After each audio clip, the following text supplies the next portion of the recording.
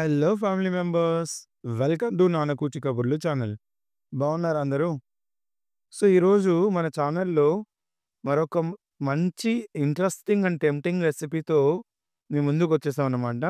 అదేంటంటే బ్యాచిలర్ స్టైల్‌లో 10 అంటే 15 నిమిషాల్లో ఈజీగా తయారు చేసుకోగలిగే చికెన్ గ్రేవీ.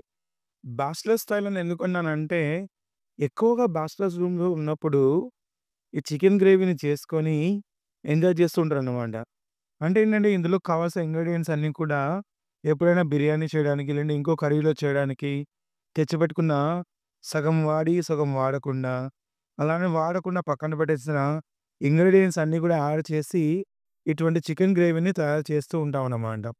సో, అలా నేను కూడా బ్యాచిలర్ రూమ్స్‌లో ఉన్నప్పుడు నేర్చుకున్న ఇంట్రెస్టింగ్ అండ్ టెంప్టింగ్ రెసిపీ అన్నమాట.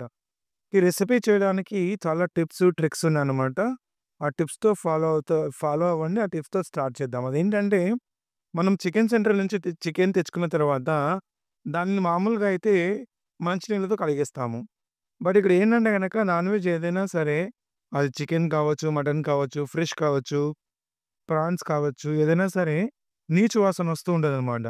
ఆ నీచు వాసన రాకుండా ఉండాలంటే, ఒకసారి నీళ్ళతో కడిగిన తర్వాత అందులో ఒక టీ స్పూన్ పసుపు వేసి, ఆ పసుపంతా ఆ నాన్ వెజ్ ఐటెమ్‌కి అంటే అది చికెన్ అయినా, మటన్ ఏదైనా సరే బాగా కోట్ అయ్యే విధంగా బాగా కలిపేసి, ఒక 2 నిమిషాల పాటు అలా మర్దన చేసేసి, దానిని మళ్ళీ ఒకటికి 2 సార్లు నీళ్ళతో కడిగి శుభ్రం చేస్తే, నీచు వాసన అనేది అసలెప్పటికి రాదు. ఇది నేను మా ఫ్రెండ్ కోనసీమలో ఫాలో అయ్యే టిప్‌ని ఒకసారి మాకు బ్యాచిలర్ రూమ్‌లో నేర్పించాడనమాట. అప్పటినుంచి ఫాలో అవుతూ ఉన్నాము. సో, నీచు వాసన మామూలుగా కొంతమంది చికెన్ చేస్తే, ఆ నీచు వాసన వల్ల ఎంజాయ్ చేయలేము. బట్ ఇలా చేస్తే గనక, ఆ నీచు వాసన అనేది అసలు రాదు. అండ్ అలానే చూడ్డానికి కూడా బాగా టెంప్టింగ్‌గా ఉంటుందనమాట. అలా కడిగిన తర్వాత ఆ చికెన్‌ని ఒక బొరకలున్న గిన్నెలో వేసి, కొద్దిసేపు దాంట్లో నీళ్ళన్నీ ఇంకిపోయేలాగా పక్కన పెట్టండి.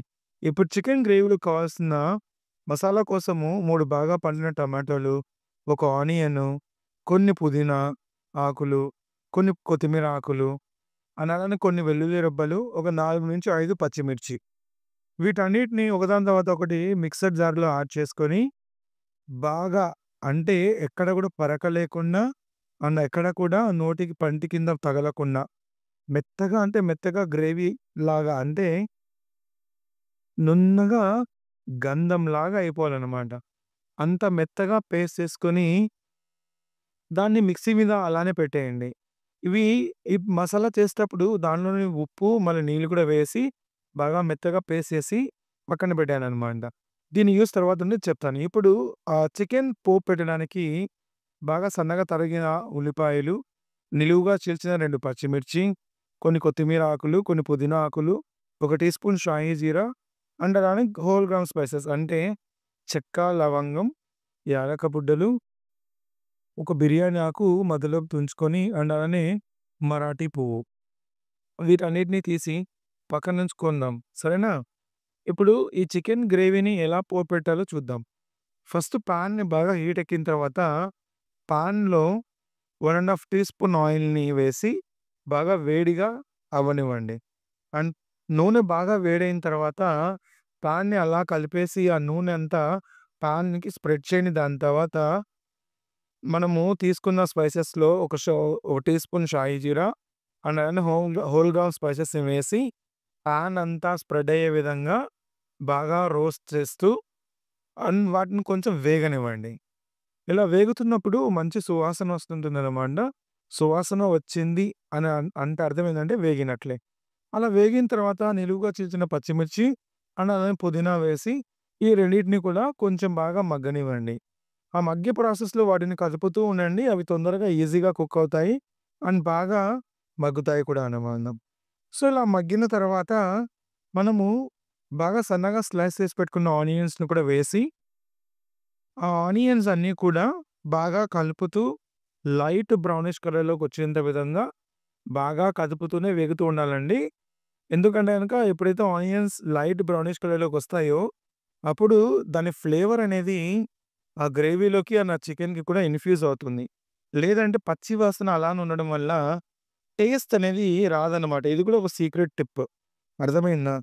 అండ్ అలానే ఇప్పుడు కడిగి నీట్‌గా పక్కన పెట్టుకున్న చికెన్‌ని కూడా ఆ బ్రౌనిష్ కలర్‌లో వచ్చిన ఆనియన్స్ ఈ మసాలాలో వేసిన తర్వాత చికెన్‌ను ఎప్పుడైనా సరే పాన్‌లో వేస్తే అందులో ఉన్న నీళ్ళని రిలీజ్ చేస్తుందనమాట.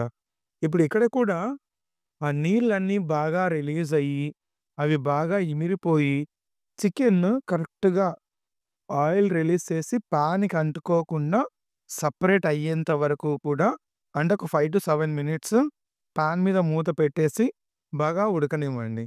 అండ్ దాని తర్వాత ఆ చికెన్‌లో ఒక టీ స్పూన్ పసుపు అండ్ దాన్ని ఒక టీ స్పూన్ అల్లం వెల్లుల్లి పేస్ట్ ఈ 2 వేసి ఆ 2 చికెన్ ముక్కలకి బాగా కోట్ అయ్యే విధంగా అంటే బాగా పట్టే విధంగా ధన అని కలపండి. అంటే ఎలా అంటే ఆ పసుపు, ఉప్పు పసుపు, అల్లం వెల్లుల్లి పేస్టు కలిసిపోయి అది చికెన్‌కి బాగా పట్టుకోవాలి. సో, ఇలా పట్టుకున్న తర్వాత మనము మన రుచికి అనుగుణంగా అంటే ఇంట్లో ఏ విధంగా సాల్ట్‌ని ఇష్టపడతామో ఆ విధంగా ఇక్కడ సాల్ట్‌ని వేసుకోవచ్చు. నేనేదో ఒక టీ స్పూన్ ఏసాను. అది మాకు సరిపోతుందనమాట. సో, సాల్ట్‌ని వేసి ఈ సాల్ట్ కూడా ఆ అల్లం వెల్లుల్లి పేస్ట్ అండ్ పసుపులో బాగా కలిసిపోయి అండ్ చికెన్‌కి కూడా బాగా పట్టే విధంగా బాగా కదుపుతూనే ఉండాలి. అండ్ కదిపిన తర్వాత ఒక 2-3 మినిట్స్ దాని మీద ఒక మూత పెట్టేసి ఉడకనివ్వాలి. అలా ఉడికిన తర్వాత తీసి మళ్ళీ ఆ మసాలాలన్నీ కూడా కిందికొచ్చి ఫ్యాన్‌కి పట్టుకోండాను అలా బాగా కలిపేసి దాని తర్వాత ఇక్కడ మళ్ళీ మనకు స్పైస్ ఎంతైతే ఇష్టపడుతుందో దానికి అనుగుణంగా కారాన్ని యాడ్ చేసుకొని, మళ్ళీ కారం కూడా చికెన్ అంతా బాగా కలిసే విధంగా బాగా కలపండి. ఇక్కడ టాస్ చేయడం అనేది చాలా ఇంపార్టెంట్ టాస్క్. మామూలుగా బ్యాచిలర్ రూమ్స్‌లో అయితే ఇలా ఒక్కొక్క స్పైస్ ఇంగ్రీడియెంట్స్ వేస్తున్నప్పుడు ఒక్కొక్క ముక్క తినేస్తూ కర్రీ అయిపోయేలోగా సగం చికెన్‌ని ఖాళీ చేస్తామన్నమాట. ఇప్పుడు ఆ గ్రేవీ కోసం రెడీ చేసి పెట్టుకున్న ఆ పేస్ట్‌ని ఒక రౌండ్ మిక్సీలో అలా తిప్పేసి ఎందుకంటే అదంతా కిందికి సెటిల్ అయింటదో అలా తిప్పేస్తే గనుక మళ్ళీ బాగా కలిసిపోతుంది. తిప్పేసి తీసుకొచ్చి చికెన్‌ని ఒక్కసారి ఫైనల్‌గా టాస్ చేసిన తర్వాత మనం గ్రైండ్ చేసి పెట్టుకున్న పేస్ట్ ఏదైతే ఉందో ఆ పేస్ట్‌ని వేసేయండి. ఇక్కడ ఒక చిన్న టిప్ ఏంటంటే గనక ఇక్కడ ఇంకా దీని తర్వాత చికెన్‌లో వాటర్ యాడ్ చేయలేము. అందుకోసమే మనం చికెన్‌కి కావాల్సిన గ్రేవీ అంటే మనకు కావాల్సిన గ్రేవీ అనేది ఎంత థిక్‌గా ఎంత కన్సిస్టెన్సీ రావాలో ఫైనలైజ్ చేసుకొని దానికి తగ్గట్టుగా వాటర్ వేసేసి ఆ వాటర్‌తో పాటు ఆ గ్రేవీని బాగా కలిపిన విధంగా కలిపేసి, దాని పైన మూత పెట్టేసి ఒక 7 మినిట్స్ ఆ చికెన్ గ్రేవీని బాగా ఉడకనివ్వండి. ఈ మధ్యలో మీరు మా వీడియోని లైక్ చేసి, అండ్ అలానే మా ఛానెల్‌ని సబ్స్క్రైబ్ చేసి పెట్టుకోండి. అండ్ దయచేసి మా మా రెసిపీ ట్రై చేసి ఎలా ఉందో కింద కామెంట్‌లో రాయండి. మాకు కూడా మా రెసిపీ ట్రై చేస్తున్నారనే మోటివేషన్ వస్తుందనమాట. సో, అలా బాగా కలిపిన తర్వాత చికెన్ కొంచెం కొంచెం ఆయిల్ రిలీజ్ చేస్తుందండి. బాగా కుక్ అవుతుందనమాట. అప్పుడు మన స్పైస్‌కి అనుగుణంగా కారం, ఉప్పు అన్నీ సరిపోయాయో లేవో చెక్ చేసుకొని, దాని తర్వాత ఒకవేళ ఏదైనా తక్కువ ఎక్కువలు ఉంటే గనక మీ ఇష్టానికి అనుగుణంగా యాడ్ చేసుకోండి. ఇక్కడ ఇంకొకటి ఏందంటే గనక చికెన్‌లో చాలామందికి నిమ్మకాయ పిండుకోవడం ఇష్టమనమాట. బట్ అది కంప్లీట్‌గా ఆప్షనల్. కావాలంటే పిండుకోవచ్చు లేదంటే లేదు. ఫైనల్‌గా మనం తీసుకున్న కొత్తిమీరని పైనుంచి వేసి, ఆ కొత్తిమీర కూడా చికెన్‌లో బాగా అంటే పచ్చగా ఉన్న కొత్తిమీర బాగా కుక్ అయ్యి చికెన్‌లో కలిసిపోయే విధంగా మూత పెట్టేసి దాన్ని ఉడకనివ్వండి. అలా ఉడుకుతూ ఉండి అండ్ చికెన్ బాగా ఉడికి చికెన్‌లో ఉన్న ఫ్యాట్ అంతా ఆయిల్‌లాగా రిలీజ్ అవుతుంది. అండ్ అలానే మనం వేసిన ఆయిల్ కూడా చికెన్‌కి పట్టుకోకుండా బాగా రిలీజ్ అయిందంటే అర్థం ఏందంటే కూర బాగా టేస్టీగా వచ్చిందనమాట. సో, అలా చేసి ఫైనల్‌గా టేస్టీగా బ్యాచిలర్ రూముల్లో చేసుకొని ఎంజాయ్ చేసే చికెన్ గ్రేవీ అనేది రెడీ. ఈ చికెన్ గ్రేవీ దోసల్లో, ఇడ్లీల్లో, రైస్‌లో చాలా బావుంటుంది. ట్రై చేయండి. వీడియో మీకు నచ్చినట్లయితే లైక్ చేయండి. అండ్ అలానే మా ఛానెల్‌ని సబ్స్క్రైబ్ చేసి పక్కనున్న బెల్ సింబల్‌ని క్లిక్ చేసి నోటిఫికేషన్స్ అన్నీ ఆన్‌లో పెట్టుకొని మేము చేసే ప్రతి వీడియో మీ దగ్గరికి నోటిఫికేషన్ ఫామ్‌లో వస్తుంది. అండ్ అలానే మా వీడియోని మీ ఫ్రెండ్స్‌తో షేర్ చేయండి.